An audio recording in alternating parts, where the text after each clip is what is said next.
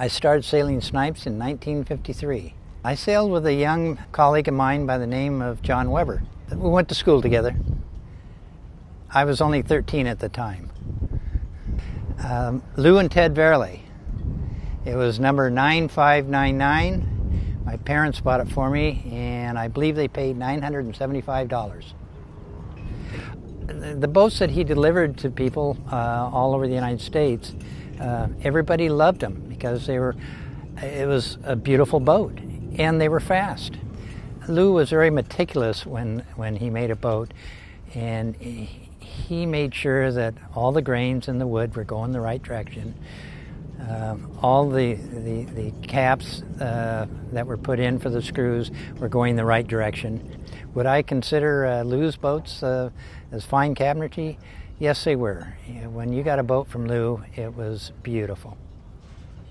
Fred was a member of Newport Harbor Yacht Club, and I was sailing Sabbats, and I met him down there, and I had won a couple of nationals with the Sabbats, and he kind of thought that I was a pretty good sailor, so he took me under his wing.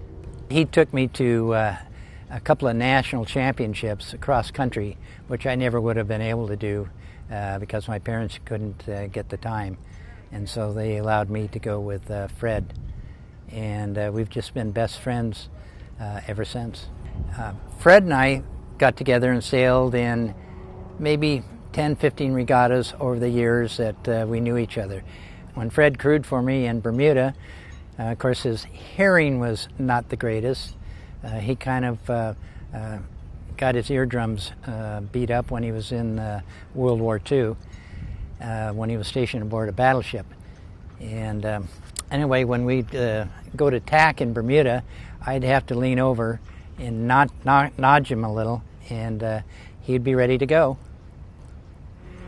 I didn't have a crew. Herb drove the boat back, and when we got there, I'm looking around for a crew, and old man Diaz comes up to me, whom I'd met in 1950.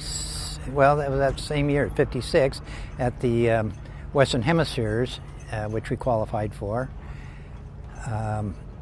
in Bermuda, and said he heard I was looking for a crew, and he pointed over to his son and said, "How about Augie?" And I said, "Well, I don't know. He's kind of small and he's a little pudgy, but let me think about it." So things got a little tighter. I couldn't get a crew, so I said, "Okay, kid, let's go." So we went out with this new boat, which was the first Chubasco, number 16333, and we ended up 6th overall. And Augie was delighted because he beat his dad. In the early days, when I went with my parents, it was a family vacation. And then when I had my family, it was again a family vacation.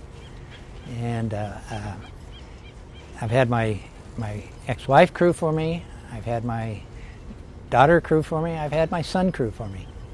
The crew is 50% of the battle. The more you practice with your crew, the better you're going to get. You're going to coordinate with each other, and it's just hard to beat a good practice all the time with the same crew. You're not teaching a new person the tricks that you're used to doing all the time. One of the most times I had, and I was so young, I really didn't understand what was going on. I was just crazy. But I was at the Nationals in Association Island, and a storm came up in between races, and we got our main down, but I couldn't get my jib down. And it started blowing and blowing, and it got up to 30, got up to 40, got up to 50. There were puffs when we got in. They set up to 65.